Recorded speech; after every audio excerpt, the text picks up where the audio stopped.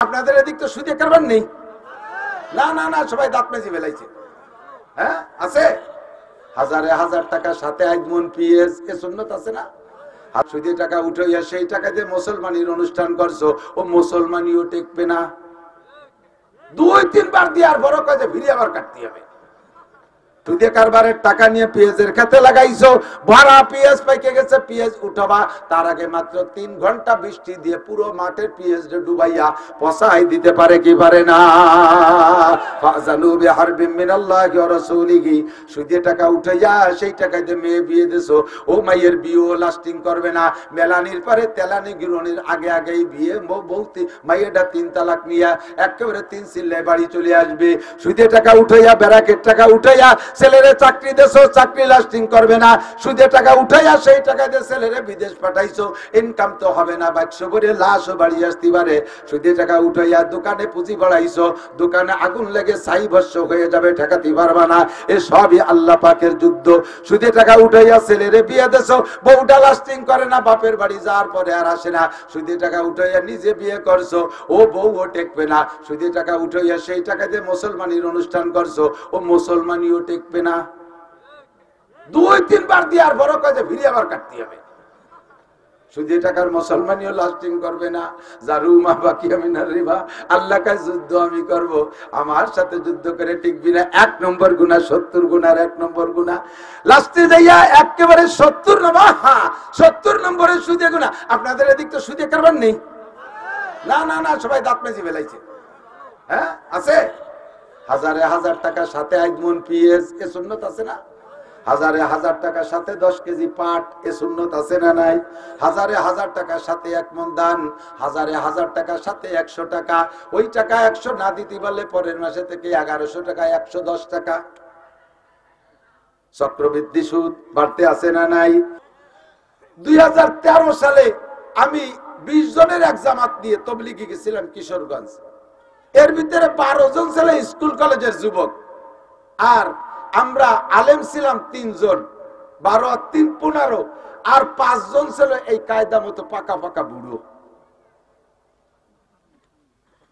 আমরা 3 হুজুর প্ল্যান করলাম তবলিগে যাইয়া 5-6 ঘন্টা খালি ফাজাইলে আমার তবলিগে নিসাব পড়ে, আর কোরআন শরীফ মস্ক করা, সূরা মস্ক করার জন্য 10 থেকে 15 মিনিট বরাদ্দ। এইটা আমারে খুব হিট করছে। আমাকে আমির সাহেব ছিলেন আপনাদের বলমারির মজিবার দারোগা সাহেব, উনারও সেই একমত যে মুরব্বীরা এই করে আমরা ওই করব, এর উল্টো করা যাবে না। আমি বললাম যে ভাই 15 মিনিট কোরআন শরীফ পড়া শুদ্ধ করার জন্য আপনি তো কয় চিল্লা দেশের আলহামদুলিল্লাহ সূরাটা শুনুন দি, কয়গুলো বাদ দেন, আগে ফাজাইলে আমল করি। আগে বাদ দেবো, আসলটাই ধরবো। কোরআন শরীফ নিজে পড়তে পারো না, এই যদি কোরআন শরীফ এখানে পড়াবে না বেশি টাইম। আমরা 3 হুজুর আইছি, এই বাকি 17 জনের কোরআন শরীফ শুদ্ধ করে পড়ায় বাড়ি নেব, এই প্ল্যান করছি। আমির সাহেব কড়া বাধা দিচ্ছে, না এটা তবলিগের নিয়ম না, এটা তবলিগের নিয়ম না, তবলিগি কোরআন পড়া পড়ি নাই। আমি যে তবলিগি কোরআন পড়া পড়ি নাই ওই তবলিগ আম্মা বাদ, ও বাদ, আমি তবলিগি করবো না। স্থানীয় কিশোরগঞ্জের পাকুন্দে থানার আমিরকে উনি জানা দিয়েছে, সব আমির এসে হুজুর নতুন করে আবিষ্কার করবেন না, যেভাবে মুরব্বীরা চালায় সেইভাবে। আমি বললাম যে তাহলে আমি তবলিগি করব না। আমি টাকা নিয়েছি, এই 20 জনরে এক চিল্লে ঘুরে খাওয়াই নিয়ে যাবো, সেটাকে আমি একা নিয়ে আইছি, আর ওরাতে যাত্রা নিয়ে আইছে। তাবু কেনবো, বাইরে ফাঁকা জায়গা বসে বসে তবলিগ করো, তোমাকে মসজিদেও থাকবো না। তবলিগি থেকে যদি কোরআন শরীফ পড়া শেখা না যায় তাহলে কিসের সাথে তবলিগ হলো? আপনারা কি বলেন? সারা জীবনে যদি একবার 1 লাইনে ফাজাইলে আমল তবলিগে নিসাব কেউ না পড়ে আর না শোনে, উলামায়ে কিরাম সাক্ষী, কিয়ামতের ময়দানে আল্লাহ তাআলা তাকে ধরবে না। কিন্তু আউয়ালু মা ইহাসাবু বিহিল আবদু ইয়াউমাল কিয়ামাতি সালাহ, কিয়ামতে সর্বপ্রথম জিজ্ঞাসা হবে নামাজ। জোরে বলেন কিসের? আর নামাজ ভাঙার 19টা কারণের 1 নম্বর কারণ কিরাত অশুদ্ধ পড়া। আর সেই কিরাত জীবন ভরে পড়বে না, ফাজাইলে আমল 6 ঘন্টা পড়বে। কাকড়াইল ফোন দিলাম যে ভাই আমি তো এই করতে চাচ্ছি, আমির সাহেব ঠেয়ায়। কাকড়া লিখতে ফোন দিয়ে কল যে আমির কাকড়াইল পাঠাই দেন, ওটাতে দরকার নেই, শিখেন কোরআন শরীফ। আমরা 3 হুজুর আল্লাহর রহমতে নেমে গেলাম, এই 15 জন নিলাম। আমির সাহেব যাই নেই, পরে ছিল আমির সাহেব সহ এই কয়েকজনরে নিয়ে বসলাম। মোটামুটি এখন বুড়ো 5 জন আর জুয়ান হলো যুবক হলো 12 জন, 15 12 আর 5 17 জন, আর আমরা 3 হুজুর, এই 20 জনের জামাত। চেষ্টা করে মাত্র 3 দিনই যুবক যে কয়জন, যে কথা বলতে চাইছি, যুবক যে কয়জন সেই কয়জনের মাত্র 3 দিনই কোরআন শরীফ পড়া শিখে ফেলাইছি। 38 দিনে তাদেরকে 8 পারা সবক পড়াইয়া বাড়িয়ে আনছি। থাক ফাজাইলে আমল বাদ যাক, আর এই সবরে ফাজাইলে আমল পড়বই না। এখন ওরা কোরআন শরীফ পড়ার নিশাই হয়ে গেছে, অন্য কোনো কিছু শুনতে চায় না। আর এই বুড়ো যে কয়জন, বুড়ো কয়জন তো একেবারে আঠাইয়ে মাটি ছুঁয়ে সৈতিয়ে ডেলার মধ্যে কিছু ডোয়ে না।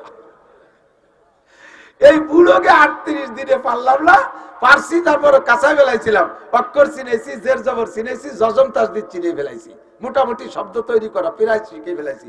আর এক চিল্লে থাকতে হলে কথা সেই নিয়ে আসতে পারতাম। বলতে চাইছি এটা যে বৃদ্ধ হয়ে গেলে ব্রেন মগজ সবকিছু শক্ত হয়ে যায়, এ সময় সম্ভব না। তোমরা যুবক যারা আছো, ও যুবক একটু প্ল্যান করে, একটু প্রতিজ্ঞা করো, আমি যৌবনকালে কোরআন শরীফ পড়া শিখবই। স্কুলে পড়ো, দোষ নেই, কলেজে পড়ো, দোষ নেই, বিশ্ববিদ্যালয় পড়ো, ডাক্তারি পড়ো, মেডিকেল পড়ো, যা আছে ইঞ্জিনিয়ারিং, সায়েন্স সব পড়ো, ফাঁকে তুমি কোরআন শরীফটা পড়া শেখো। দেখবা তোমার কর্মজীবনটা কত উন্নত হয়, কত উজ্জ্বল হয় কিয়ামতের ময়দানে। শাবুন নাশাফি ইবাদাতিল্লাহ, যে যুবক তার যৌবনকালটাকে ধর্মের মধ্যে কাটাইলো, ওই যুবকরে যে আরশে আজিমের নিচে ছায়া দেবে, তুমি সেই যুবকদের কাতারে আরশের নিচে ছায়া পেয়ে যাবা। আল্লাহু আকবার। আন শাবাবিহি ফিমা আল্লাহ, যৌবনকাল সম্পর্কে জিজ্ঞাসা হবে, কোথায় কাটাইছো, কোন বাগানে, কোন গাজার আড্ডায়, কোন জায়গায় যে কতটুকু কাটাইছো, ক্রিকেট ফুটবল হাডুডুর মধ্যে কতটুকু সময় দিয়েছো, খেলা করার ভিতরে খেলা দেখার মধ্যে কতটুকু সময় দিয়েছো, জবাব দিয়ে যাও। 3 নম্বর ইমিগ্রেশন আন মালিহি, মাল সম্পর্কে জিজ্ঞাসা করা হবে। মিন আইনা তাসাবা ফিমা আনফাকা, এই মালের মালিক তুমি কিভাবে হইলে, কোত্থেকে কামাই করেছো, হালাল ভাবে উপার্জন করে হারাম ভাবে খরচ করেছো, এটাও তুমি অন্যায় করেছো। উদাহরণ নেন, দিক তাকান। ভ্যান চালায়া টাকা কামাই করা বড় কষ্টের টাকা, হালাল টাকা। রিকশা চালায়া টাকা কামাই করেছেন, নসিমন করিমন চালায়া টাকা কামাই করেছেন, পেঁয়াজের খেতে কামলা দিয়ে টাকা কামাই করেছেন, এমন করে বিভিন্ন ভাবে টাকা কামাই করেছেন, হালাল ভাবে কামাই করেছেন। সপ্তাহের পরে যাইয়া, সপ্তাহের শুরুতে শনিবার যাইয়া ব্যারাকের কিস্তি দেন, গ্রামীণ ব্যাংকের কিস্তি দেন, আশা প্রশিকার কিস্তি দেন। এই কিস্তিতে সুদে দিনা শোধ করতেছেন, কামাই করছেন হালাল ভাবে, খরচ করছেন হারাম ভাবে, আপনি সুদের সাথে জড়িত হয়ে গেছেন। নবী পাক বলেন, আর রিবা সাবউনা জুজআ, সুদের ভিতরে 70টা স্তর আছে, অর্থাৎ সুদের গুনার 70টা স্তর। প্রথম স্তরের গুনাহ হলো হারবুম বিল্লাহি ওয়া রাসূলিহি, আল্লাহ আল্লাহর রাসূলের সাথে যুদ্ধ করা। আল্লাহ পাক রব্বুল আলামিন কোরআনে কারীমের ভিতরে নিজেই বলেন, সুদে সুদখোর সুদদাতাদের সম্পর্কে আল্লাহ বলেন, ওয়াদারু মা বাকিয়া মিনার রিবা ইন কুনতুম মুমিনিন ফাইন লাম তাফআলু ফাযানু বিহারবিন বিল্লাহি ওয়া রাসূলিহি। ও যারা সুদে কারবারের সাথে জড়িত আছো, তোমরা তাড়াতাড়ি ফিরে আসো। জারু মা বাকিয়া মিনার রিবা, এতদিন যা খাইছো খাইছো, আজকে পর্যন্তটা পিছনেরটা ছেড়ে দিয়ে চলে আসো, আর সুদে কারবার করো না। ইন কুনতুম মুমিনিন, যদি তুমি ইমানদার হও, যদি তুমি ইমানদার হও। ফাইন লাম তাফআলু, যদি ছাড়তে না পারো তাহলে তুমি ইমানদারের কাতায় থাকবে না, তাহলে তুমি এবার রেডি হয়ে যাও। ফাযানু বিহারবিন মিনাল্লাহি ওয়া রাসূলিহি, আল্লাহ আল্লাহর রাসূলের সাথে যুদ্ধ করার জন্য রেডি হয়ে যাও। আল্লাহ আল্লাহর রাসূল তোমার সাথে যুদ্ধ করবে। জগতে কেউ আল্লাহর সাথে যুদ্ধ করে জিততে পারে নাই। নমরুদ পারে নাই, ফিরাউন পারে নাই, কারুন পারে নাই, হামান পারে নাই, সাদ্দাত পারে নাই, আবু জাহাল পারে নাই, আবু লাহাব পারে নাই, উতবা সাইবা কাফেররা কেউ পারে নাই। আল্লাহর সাথে যুদ্ধ করে তুমিও পারবা না। আমার আল্লাহর যুদ্ধ করতে অস্ত্র কামান লাগে না। আল্লাহ পাকের যুদ্ধ করার মাত্র একটা বোমা, বোমাটার নাম হলো কাপনুন পেশকুন। কোন বলার সাথে সাথে হইয়া যায়। সুদে কারবারের টাকা নিয়ে পেঁয়াজের খেতে লাগাইছো, ভরা পেঁয়াজ পাইকে গেছে, পেঁয়াজ উঠাবা, তার আগে মাত্র 3 ঘন্টা বৃষ্টি দিয়ে পুরো মাঠের পেঁয়াজ ডুবাইয়া পচাই দিতে পারে কি পারে না? ফাযানু বিহারবিন মিনাল্লাহি ওয়া রাসূলিহি, সুদে টাকা উঠাইয়া সেই টাকাতে মেয়ে বিয়ে দিছো, ও মাইয়ের বিয়ে লাস্টিং করবে না। মেলানির পরে তেলানি গৃহণীর আগে আগেই বিয়ে, মাইয়াটা 3 তালাক নিয়া একেবারে 3 চিল্লায় বাড়ি চলে আসবে। সুদে টাকা উঠাইয়া, ব্যারাকের টাকা উঠাইয়া ছেলেরে চাকরি দেছো, চাকরি লাস্টিং করবে না। সুদে টাকা উঠাইয়া সেই টাকা দিয়ে ছেলেরে বিদেশ পাঠাইছো, ইনকাম তো হবে না, 100 করে লাশও বাড়ি আসতে পারে। সুদে টাকা উঠাইয়া দোকানে পুঁজি বাড়াইছো, দোকানে আগুন লেগে ছাই ভস্ম হয়ে যাবে, ঠেকাতে পারবা না। এ সবই আল্লাহ পাকের যুদ্ধ। সুদে টাকা উঠাইয়া ছেলেরে বিয়ে দেছো, বউটা লাস্টিং করে না, বাপের বাড়ি যাওয়ার পরে আর আসে না। সুদে টাকা উঠাইয়া নিজে বিয়ে করছো, ও বউও টেকবে না। সুদে টাকা উঠাইয়া সেই টাকা দিয়ে মুসলমানের অনুষ্ঠান করছো, ও মুসলমানিও টেকবে না। 2-3 বার দিয়ে আর বড় কাজে ফিরে আবার কাটতে হবে। সুদে টাকার মুসলমানিও লাস্টিং করবে না। জারুমা বাকি আমি না রিবা, আল্লাহ কাছে যুদ্ধ আমি করব, আমার সাথে যুদ্ধ করে টিকবি না। 1 নম্বর গুনাহ, 70 গুনার 1 নম্বর গুনাহ।